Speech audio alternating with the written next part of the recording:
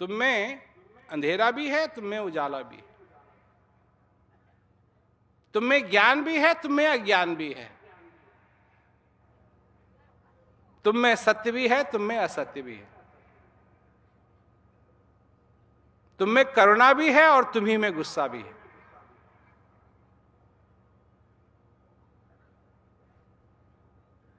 तुम में भगवान भी है और तुम में शैतान भी है।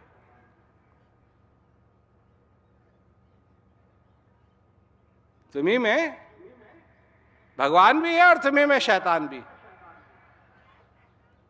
पर जहां भगवान बसता है उसे हृदय कहते हैं। जहां प्रकाश बसता है उसे हृदय कहते हैं। जहां करुणा बसती है उसे हृदय कहते हैं। वो है वो चीज। लोग कहते हैं उनको क्या करना चाहिए? अरे सबसे पहले तो ये जानो कि जिस चीज की तुम तलाश कर रहे हो वो तुमको तलाश करने से नहीं मिलेगी।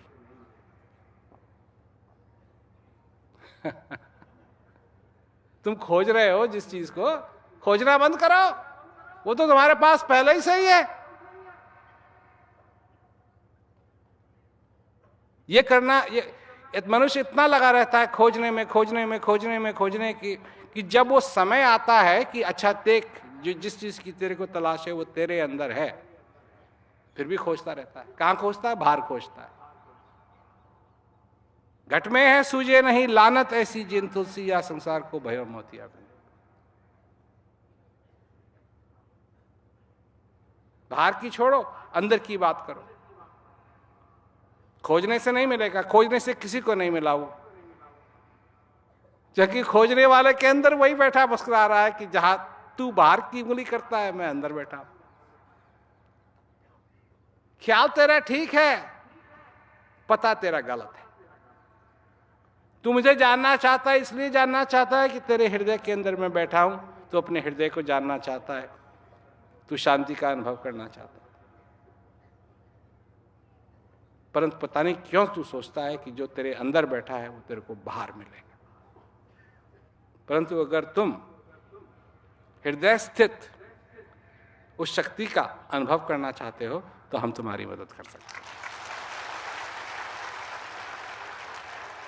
जो तुम्हारे में है, तुम्हारी कल्पना में नहीं, जो तुम्हारे में है। ये बात और समझ लो। एक वो भगवान है जो तुम्हारी कल्पना का भगवान है, एक वो भगवान है जो तुम्हारी कल्पना से परे है।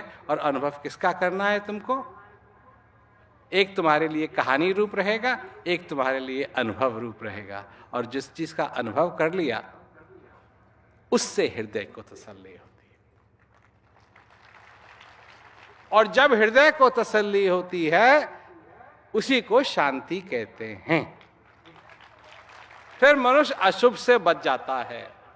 अशुभ क्या है? इस जीवन के अंदर उस चीज का दर्शन ना करना, यही अशुभ है।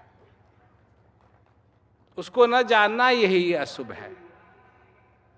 तो समय तो निकलता है, परंतु कुछ ऐसी चीजें हैं जिनको समय भी नहीं छू सकता।